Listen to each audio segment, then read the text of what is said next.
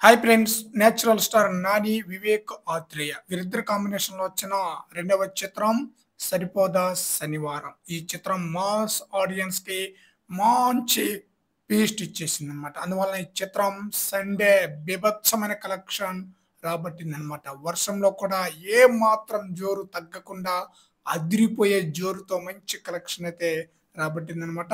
ఈ చిత్రం వచ్చేసి ఫస్ట్ డే 24 కోట్లకు పైగానే గ్రాస్ కలెక్షన్ రాబట్టగా, రెండవ రోజుకి 36 కోట్లకు పైగానే గ్రాస్ కలెక్షన్, మూడో రోజుకి 52 కోట్లకు పైగానే గ్రాస్ కలెక్షన్, నాలుగో రోజు 70 కోట్లకు పైగానే గ్రాస్ కలెక్షన్. ఈ రోజు మండే, ఈ రోజే అసలు పరీక్ష అన్నమాట. ఈ రోజు ఫస్ట్ వర్కింగ్ డే అన్నమాట ఈ చిత్రానికి.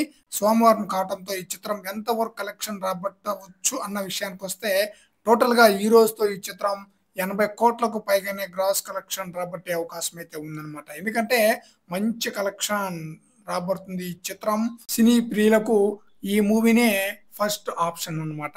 అందువల్ల మంచి కలెక్షన్ రాబట్టే ఛాన్స్ అయితే ఉందన్నమాట. ఈ రోజు ఎస్జే సూర్య, నాని వీరిద్దరు కాంబినేషన్ యొక్క సీన్స్ అదిరిపోయింది అనమాట. ఆడియన్స్ కి చాలా బ్రహ్మాండంగా ఆకట్టుకోవడంతో ఈ చిత్రం మంచి కలెక్షన్ అయితే రాబడుతుంది.